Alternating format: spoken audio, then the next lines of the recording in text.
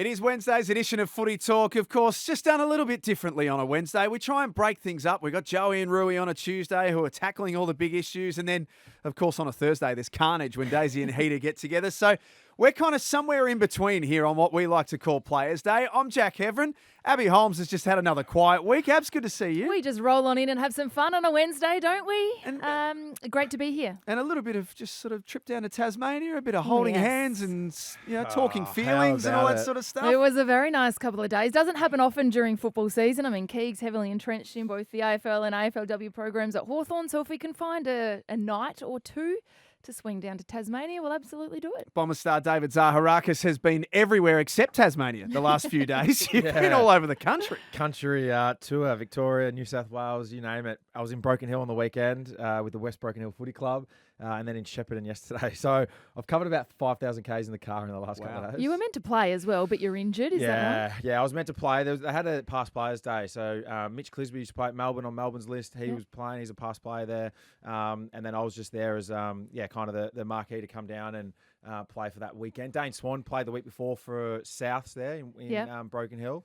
And I was meant to be the one the next week playing there. So a bit shattered I couldn't play, but great weekend at the footy club. And then spread himself around in Shepparton and you're out there Everywhere, spreading the gospel at the moment, aren't Talking you? all things social media, that's the life these days. Just giving back to the community. You're such a generous individual. Hey, let's jump straight into our thought of the week because we've got a lot on the agenda today. Abs, you always get the new ball. Yeah, look, and I know that this is something that is prominent in the AFL world. We operate in a pretty brutal media landscape, but my thought of the week is around how quickly we are to jump on AFL coaches.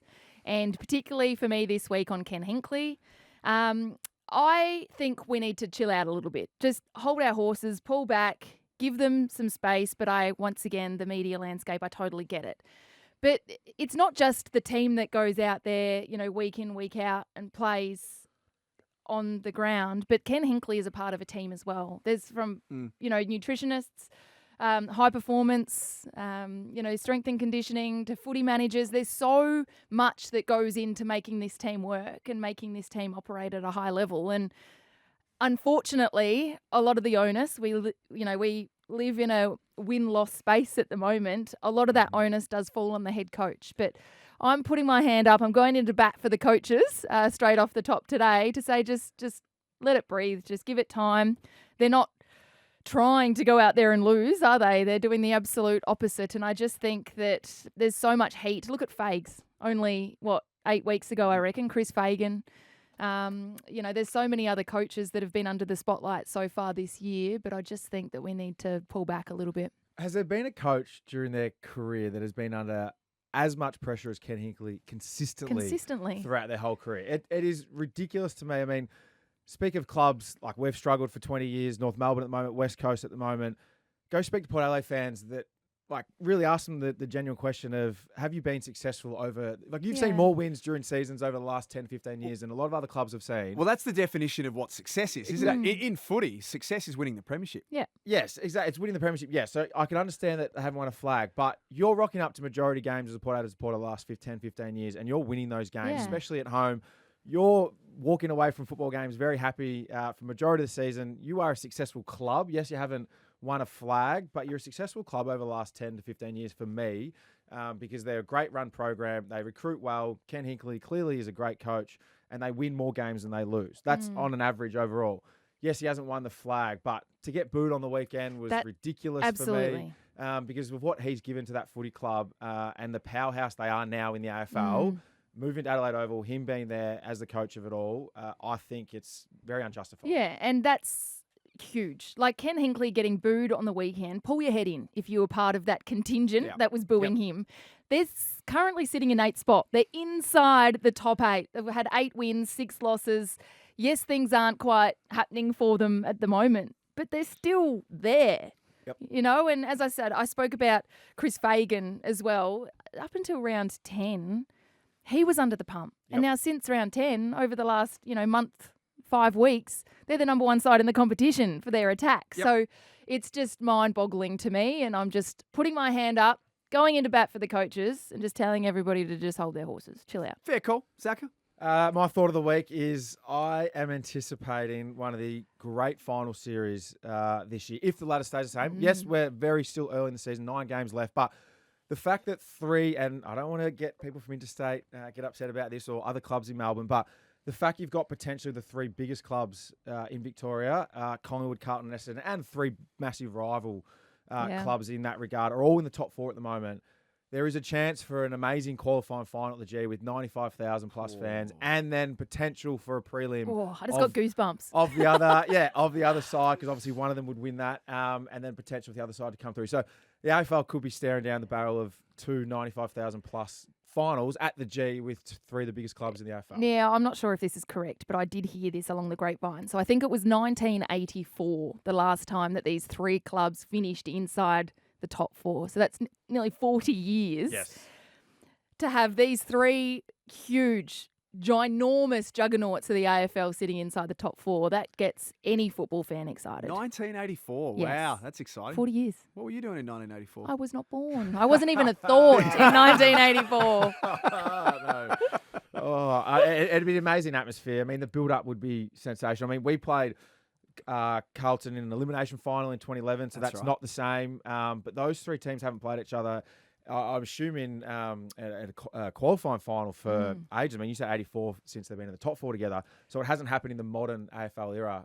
And I'm very excited, anticipating that hopefully it could happen. And as we learnt last week on the show, Abs, if the Bombers make the finals, then that means cash for David Zaharakis Oh, in have a look at him. September. The smile on his September face. money. I've actually cooked it here. I've got 2 Ironman events in September, so I'm not going to be in Melbourne, which I'm going to be in Melbourne for the grand final week if they make it, but I will miss the qualifying weekend and the prelim weekend, not being in Melbourne. I'm a bit shattered. Silly. You got to pay your mortgage somehow. That's a bad call by you. Very bad. Just a little thought of the week for me. It's been reported today that the Gold Coast Suns are willing to offer 2 first-round picks for Daniel Rioli to get him out of Richmond. He is under contract. We know how this works at this time of year, that you do have to pay overs or be willing to give overs to drag someone out like Daniel Rioli.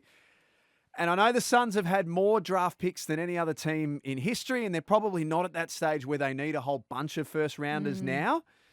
But 2 first-rounders feels a lot. Yeah, and look, the Gold Coast Suns, first and foremost, are building beautifully. Damien Hardwick now up there at the helm, as you said. They've had a number of first-rounders in recent years. Well, as long as they win on the road, though. Yeah, yes. But and I love Daniel Rioli as a player and as a person.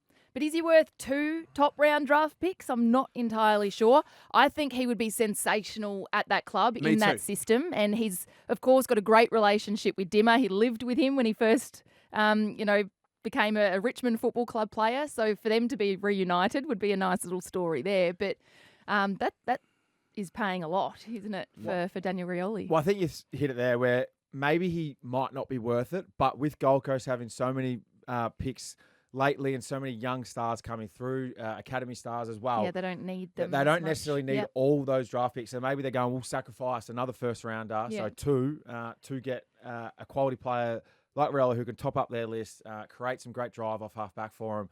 But you're sacrificing a potential future star in that regard by not picking a first one. But that's what clubs potentially are toying with. Right now, is our list good enough that if we top up with 1 or 2 more genuine stars, are we going to be able to compete?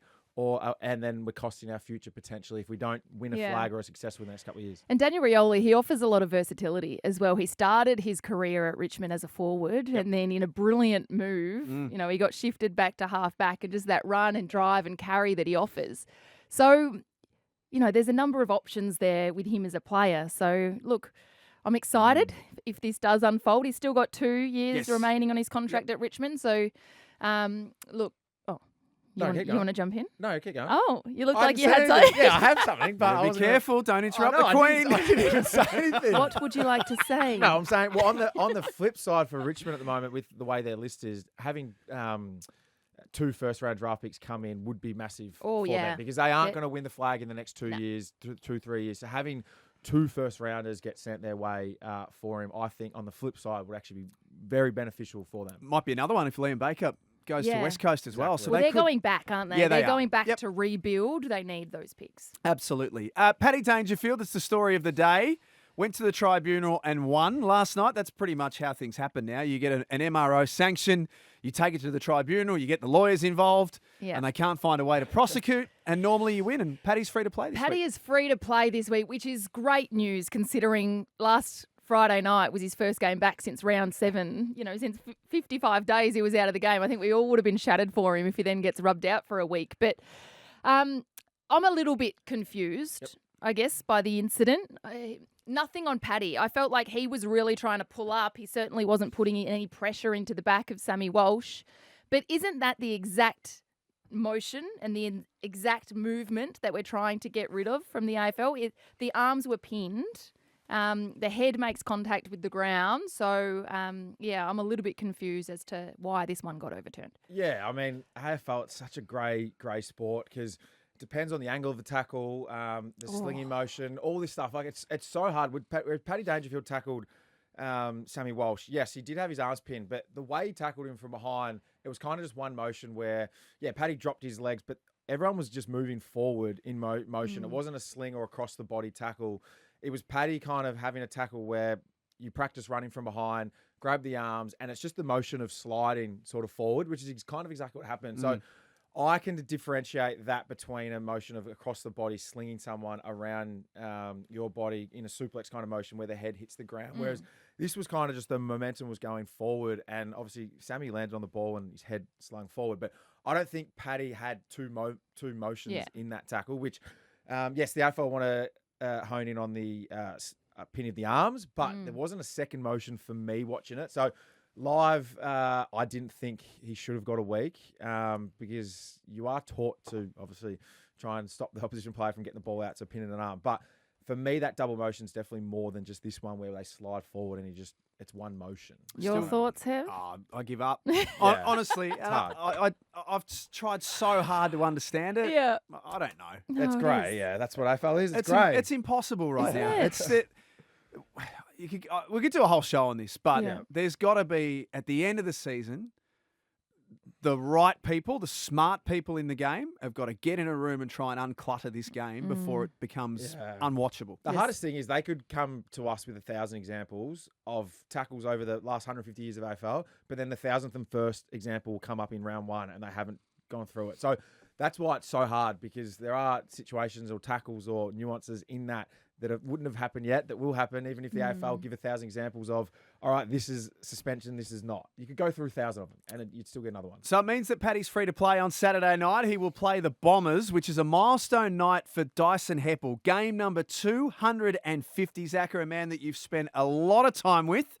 Tell us a little bit more about Dice. Yeah, just first of all, amazing effort from Hepp. People were writing him off 2-3 years ago that his career was done and that he was slowing down, and he's reinvented himself again, or the club helped reinvent him by going off half back, and he's been unbelievable the last couple of years, and this year playing, I think, career best footy almost in that role. So for me, as a captain of the footy club, so Joe was before him, a ruthless leader, drive high standards.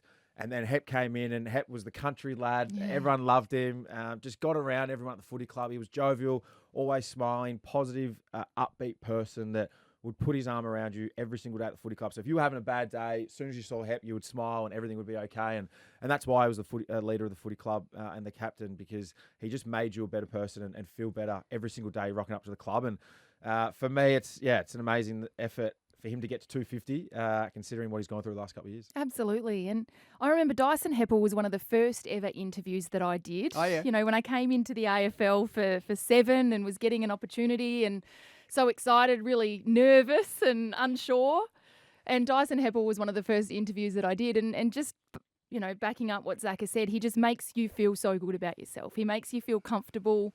The country lad that, you know, g'day Abs, like he just made you feel a part of that environment instantly. So I can understand from your experience within the 4 walls of the football club at Essendon how he could just make everybody just feel good. So no, 250 games, as you said as well. So many people have been quick to write him off over the last few years, but he's just proven them wrong. And now just the leadership that he offers week in, week out for this Essendon side with some of the youngsters that are coming through and starting to dominate as well. he's been a part of their growth, and hopefully he's a part of their success. I reckon there'll be a lot of love in the air on Saturday night for Yep. Dyson Heppell, as there should be as well, one of the good guys of footy. Hey, before the break, North Melbourne playing some seriously good footy at the moment. The last couple of weeks, albeit without coming away with a win. Luke Davies-Uniacke is stacking up career best numbers right now. What have we seen from the Kangaroos since the bye that has been a lot better than what we saw in the first half of the year? I'm excited about North Melbourne, and I think a lot of the Kangaroos fans should be out there. Of course, Alistair Clarkson in his second year at the club, and I think last year there was so many interruptions for him personally as well, with everything going on off field, that this is his first really good run at it this year. And yes, they haven't necessarily had too many wins to go behind them, but the youth that are coming through, Harry Sheasel now in his second year, George Wardlaw, would have to be one of the favourites for the rising star this year now. But I'm just so excited for the youngsters that are coming through, and hopefully they can keep them all together. Hopefully LDU potentially stays and can, I guess, see where this group is growing. But if they can keep them together and then, I guess, inject a little bit more leadership in a trade and sign period, then I think they're on the right track. That's the point right there. We sat here 10 weeks ago and said, why would LDU want to stay at the footy club? Because he was getting offered potentially big deals elsewhere. And Zohar, over the last month to 6 weeks, hopefully for him, he's going, well, Yeah, this is list exciting. is exciting. The coach is coaching us well. We're playing great footy. We're playing fast, attractive brand of footy. I could really see myself settling in this footy club for the next 8 years and riding the success of this club. You hope, as if you're a North supporter, that's what they're thinking as a player, and Zohar as well. For me, watching them, I'm impressed with how quickly they can score these days. Against Collingwood last week, yes, they end up losing the game because they still don't really know how to win yet. But the fact that they scored so quickly and heavily against Collingwood, and then on the weekend against Melbourne, they scored so quickly in that last quarter to get the game back, which I love the fact that, they've lost the game by being up by so much, but then also being down by a lot, they could come back in and make it a game. So that shows the development in a younger side where even when they're down by a lot, they actually still have fight in them to come back and score quickly. So I'm very excited with the way they're scoring right now. And Georgie Wardlaw, you've already mentioned, he's the one in the middle. When he's in the middle, he provides a spark for them that I don't think any other player for them. And when he's off the ground, they lack. And when he's on there, he's been sensational for them. I loved how you just said as well the different ways that they're showing they can play. Yes, they unfortunately had a big lead and they lost, but you learn from that. But the way that they did attack the game on the weekend, they were aggressive. They were just taking it on, and that's what you want to see. When they move the footy and they choose to go, like they did against Collingwood, they look like the Harlem Globetrotters. Yes. The way that the way that ball just pings Yes. around, there's something there. I agree, Yeah. There's If something you're a there. North supporter, you are starting to get excited. Yeah. It's as we are. Yes. It's exciting to see what they're doing right now. Of course, if you're listening to us on Spotify, then hit the bell. You'll be notified when we drop a new episode. And don't forget, you can check us out on Instagram as well at Footy Talk _pod. We'll talk the Lions next. Nice to be with you on Footy Talk. David Zaharakis, Abbey Holmes and Jack Heverin and Abs. The Lions are starting to really put something together now. Their percentage is the second best in the competition. Things are looking a lot better than what they did in the first 8 weeks. Certainly are. What did they go 0-3 to start the year? But since about round 10, they really have not put a foot wrong. So it sets up a massive game this Friday night at the Gabba against Melbourne, who, as we know, have their own struggles at the moment. But their contested work, their midfield, their backline, all of those numbers across the season so far have been great. It was just breaking down for them in their forward half. But since round 10, Danaher and Hipwood are the number one ranked duo in the game. It's a stark contrast, of course, to where they were early on. Will Ashcroft is the big one. From all reports, he will be returning this week. Good. So you look at what Carlton did, you look at what GWS did last year. So many people had written the Lions off only a month ago. But I think that this is a side that's going on a big run, and they'll play a big part in September. Yeah, we had it in our thought of the week last week of Hawthorn and Brisbane. Could they make a run for it? And all of a sudden in 1 week, it's almost like, could Brisbane make the top four? They're going that well at the moment. And they're only a game and a half out of the top four. And they've got a favourable run. I know the Gabba hasn't been a fortress, but they've got a lot of games left at the Gabba, a lot of winnable games then on the road as well off the back of that. like you said, it's their senior players are standing up now. Yeah. Danaher, Hipwood are playing unbelievably well in there. And, yeah, I think if you're a side in that top 8 right now, you're looking behind you at Brisbane coming. And then also if you're making finals, you do not want to play Brisbane just based on the form they're in. We always say you want to be playing your best footy towards the back end of the year, not at the start. Yep. And, yes, Sydney are miles above everyone else. But the way that Brisbane have got their season going, if they continue this momentum, you do not want to face them in the finals. Absolutely. And Logan Morris, the round 15 rising star, of course. But so Brisbane sit 10th on the ladder, but they are top 4 in both attack and defence. Yep. Lockie Neal, his numbers are off the chart. Yep. So number 1, score assists. I think he's number 2 in the competition for disposals. Number 1 for effective disposals as well. So 100% he has to get tagged on Friday night. I don't know why Port Adelaide didn't, send a lockdown to him last weekend. Don't overcomplicate it, guys. Just go to their best player. But do you know what? Like, Lockie is a 2-time Brownlow medalist for a reason, right? And he has been tagged many times throughout his career, but he is one that is such a crucial piece to their success each and every week. And if you could potentially, shut him down. I know they've got other mids that will then pop up, like a Dunkley, and Will Ashcroft's back. I'm excited to see what he can do, but Brisbane are looking scary good at the moment. While we're on the subject of the ladder, 5th to 10th right now, only one game separates all of these teams. So Fremantle starting the round in 5th position. Giants, Cats, Power, Demons, Lions round out 5 through 10. Out of all of those teams right now, who do you trust the most? Oh. Well, I mean, I'm looking at it now. You see GWS, Geelong, and Port are 4-6, 4-6, and 5-5 in their last 10. So neither of those 3 teams have got great form at the moment. They're sliding, and like we're saying, you've got Brisbane coming.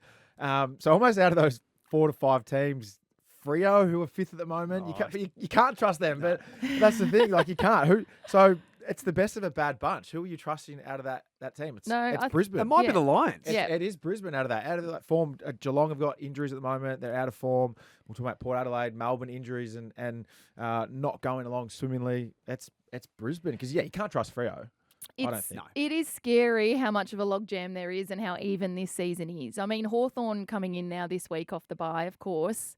They looked so good in the last kind of 5-6 weeks. The Gold Coast Suns are amongst it too, which is exciting. Western Bulldogs, what they've done the last few weeks, puts them right up there as well. But it is the run home starts now, right? Yes. It started last week. Yep. Round 15, you had 10 games left. We've now got 9. We're in single figures.